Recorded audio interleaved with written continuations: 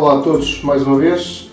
Vamos falar hoje mais um tipo de plano, depois de um interregno que houve.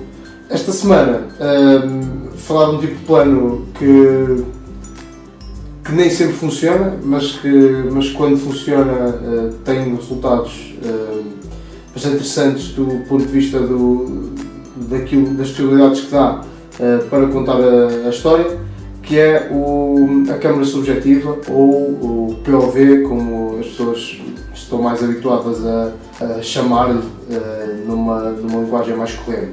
O POV funciona quer sendo usado esporadicamente num filme, como também temos filmes feitos completamente em POV, como é o caso, se calhar, mais conhecido, o projeto Blair Witch, que inclusivamente em 2016 teve um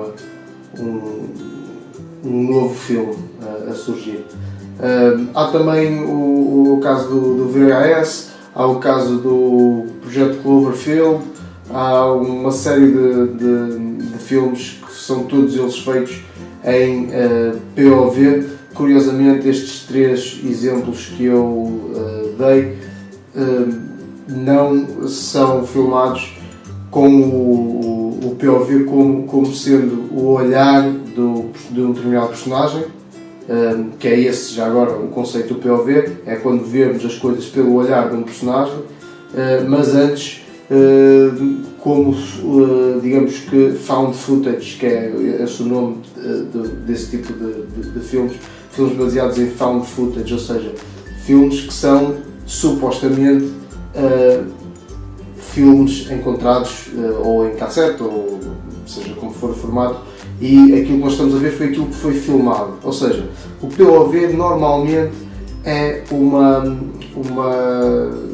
imagem que, como vista, digamos assim, de um personagem. Neste caso, nos filmes found footage, nós o que temos é os eventos vistos a partir da câmara de uma das pessoas que assistiu a esses mesmos eventos. Eu vou deixar na descrição do vídeo um link para o IMDb para uma lista de uma série de filmes feitos exclusivamente só em POV. A lista não é da minha autoria, é de um outro utilizador do IMDb, mas que dá para vocês pesquisarem um bocadinho sobre esse tipo de filmes. Passando para o POV, portanto, como câmara subjetiva, usado esporadicamente num filme, há uma coisa muito importante: nem sempre funciona, e também nem sempre que nós temos uma coisa filmada por uma câmara tipo GoPro, essas action cameras, nem sempre é POV. Isto porque vocês, se pesquisarem POV no YouTube, vão encontrar múltiplos exemplos de POV que nem sequer os são. Eu concretamente cruzei-me com um vídeo que dizia, cujo título era qualquer coisa do género exemplos de POV, e depois corri o filme todo, e dos 2-3 minutos que lá tínhamos, apenas uma cena do Reservoir Dogs que lá estava é que era POV. Tudo o resto eram coisas captadas por action cameras, ou dentro de uma garrafa, ou dentro de uma máquina de lavar. Lembro-me, por exemplo, uma cena que lá tinha, que era do Breaking Bad, em que tem a máquina dentro do tambor da máquina de lavar, e vê-se o tambor a girar e o personagem do lado de fora a tirar notas de lá dentro. Isso não é POV, porque não estava ninguém dentro da máquina. O POV normalmente pressupõe que antes do plano de POV propriamente dito, seja possível ver a cara ou os olhos do personagem através do qual nós vamos ver a cena seguinte. Imaginem, fazem um grande plano dos olhos do personagem, o personagem muda a direção do seu olhar, por exemplo, para a sua direita, e depois vocês vão mostrar algo que ele veria à direita dele, e então aí sim temos o POV. É o exemplo mais simples que eu vos consigo dar.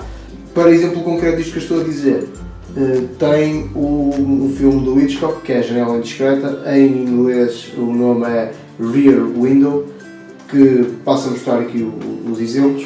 O personagem é um fotógrafo que está preso em casa em virtude de um acidente que teve, e ele usa a sua câmera para observar a parte de trás do seu prédio e vai espiando, digamos assim, os seus vizinhos e consegue perceber as histórias que se passam na vida de cada um deles e, sem querer fazer spoiler, depois vai perceber que alguma coisa muito estranha se passa com um dos seus vizinhos e o filme, a narrativa do filme desenrola a partir daí.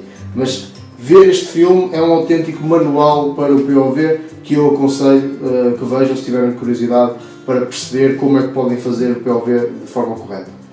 Em conclusão, o POV é uma ferramenta muito útil para contar a vossa história, pode funcionar muito bem se for bem aplicado, se for mal aplicado pode estragar o vosso filme e manchar um bocadinho a vossa imagem. Portanto, tenham cuidado, quando quiserem utilizar, tenham certeza que vão utilizar de forma correta e não é um daqueles planos que não devem usar só por usar.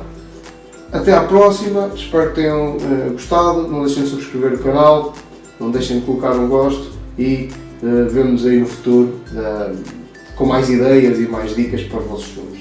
Até lá!